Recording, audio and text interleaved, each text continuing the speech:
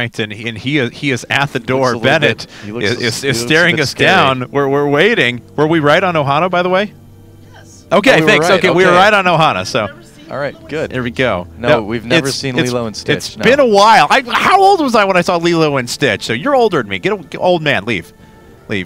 Okay. Well, Bennett didn't murder us. That's a positive. That's good. So he is just Yes. lead engineer, not lead engineer and murderer. Slash murderer. apparently. He'd have to change his Yeah. business cards. and that Really, would get messy.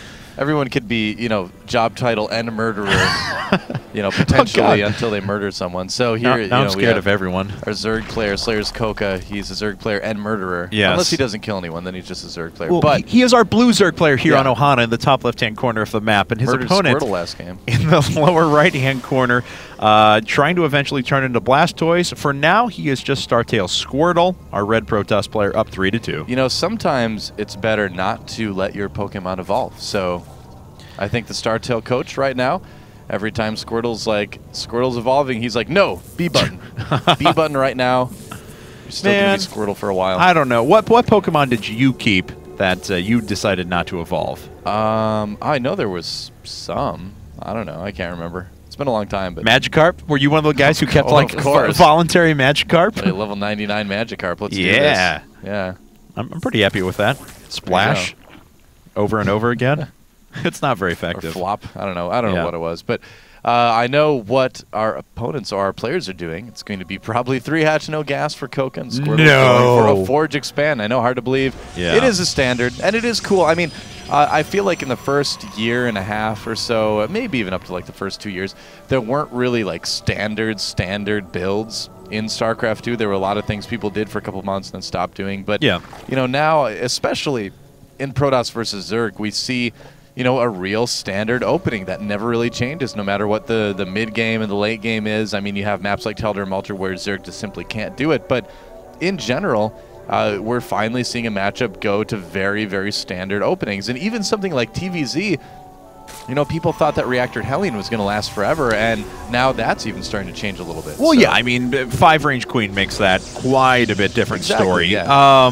I find it kind of interesting to note as well. Looks like a second pylon coming down on a photon cannon before putting down the gateway, so he is going to complete the full wall right away. Yeah. So this could certainly let us know Squirtle's intentions. I mean, either we're going to see a Stargate or we're going to see a Robo, more than likely, going through the destructible rocks to take a third. So. Well, we'll see. I mean, Robo wouldn't be a bad idea. On this map, you can get in there and force field off the opponent's ramp, so you can maybe kill off the main. A little bit of a hidden probe there. We'll have to see what he's up to a little bit later. Getting dead. That's Yeah, what I he's think up gonna to. die. Well, yep, there he goes. Yep. Goodbye, Probe. Probe Yeah. needs to make a run for it. He may end up living, but he's not going to be able to complete his scouting He objective. had a it really looks like. sweet view there over the ocean, I have to say. Yeah, for sure. He's like, I wish I could just swim to Belshire Beach from here and be safe. It's got to be summer by now on that map.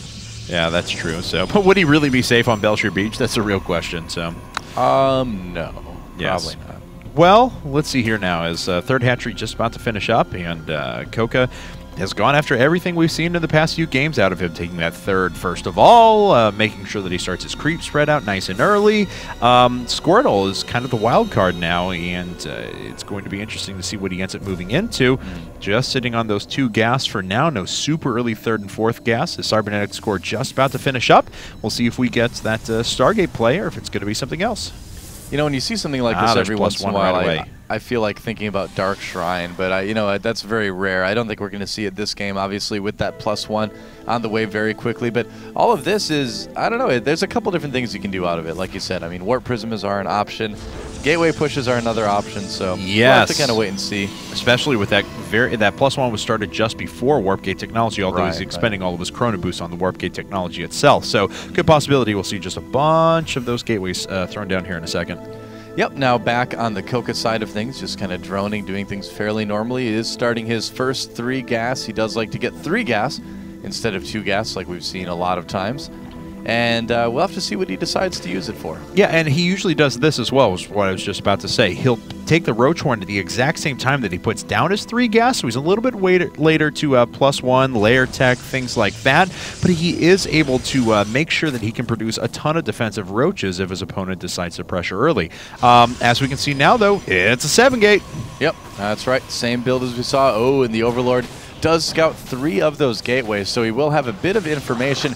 And when you scout, 3 of those gateways going down like that, you're always going to play a little bit more defensive as a Zerg player. So I think we're going to see CoCa just kind of mass up on some Lings and Roaches as well, getting that lair tech as well, just to make sure that when he does defend this push, ideally, he'll be able to go back then and tech up pretty quickly here. So we'll have to see if CoCa can hold it. Yeah, and first forward pylon is down. It's going to come fast. Yeah, some units are going to start warping in here in a second. Squirtle does have, what's he got for attack unit? That's it, just a Stalker. And he's going to start warping them in back up home and send them up to the front.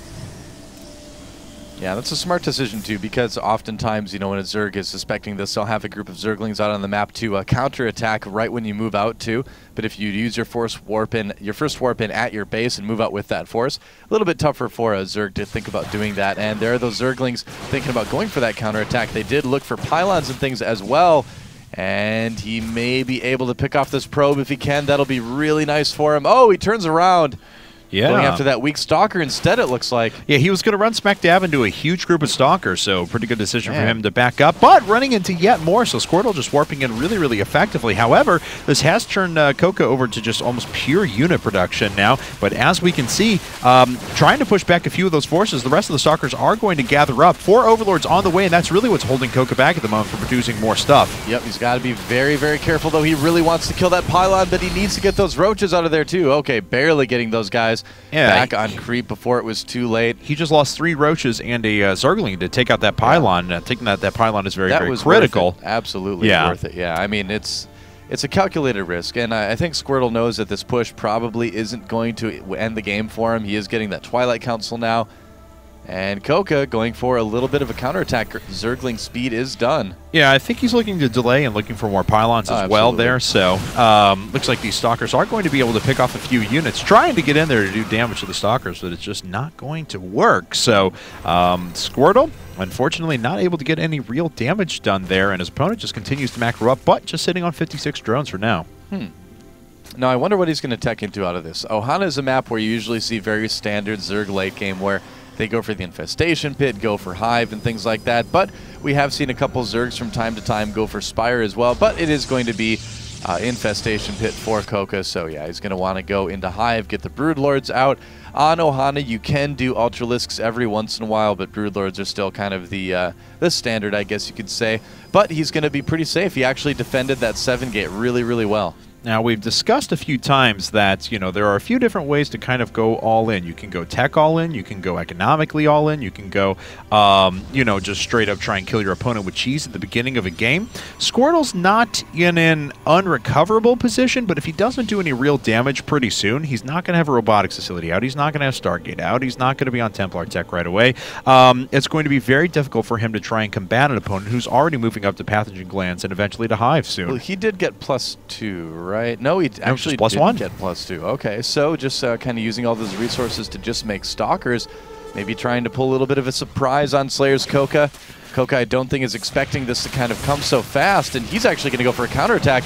Oh, man, and with those Spine Crawlers, will CoCa have enough at home to defend? That is so many Stalkers. Yeah, it really is. So let's see now. He's got Pathogen Glands far enough along that he could start a few Infestors if he wants, but no, he's just using it on all Roaches at the moment. Roaches trying to swing it from the side as well. Not many of these Stalkers have gone down, but at the same time, CoCa's doing a ton of damage to Squirtle's base. Yeah, exactly. He's going to send those Roaches in right away to try to take care of those gateways. If he can cut off his opponent's production, he's going to be able to be in a situation where all he needs to worry about are just the Stalkers that are on the map. The Infestation Pit goes down before any Infestors come out for CoCa, and he's got to deal with these Stalkers, which are very annoying, but overall, CoCa just doing a ton of damage to his opponent. Yes, he is, but this is pretty ridiculous. I mean, because we're at the point, I said he had to do damage, and look at that, he's doing damage. Well, these guys kind of in base trade scenario now. A few drones pulled off the line, but they are going to go down. The Stalkers moving out of position so they can make sure that they pick those off. Unfortunately, those drones have nowhere to run, so 64 supply to 106 at the moment. One Nexus going to fall for sure. Possibility of another one here in a second. There are only 12 probes on the field, and it looks like they're being run across the map right now. Oh! Unfortunately, directly into a bunch of Roaches. Oh, and I like this by CoCa getting right up on those Roaches for a moment, picking off a couple, falling back to the Spine Crawlers. GG from Squirtle. Oh, wow.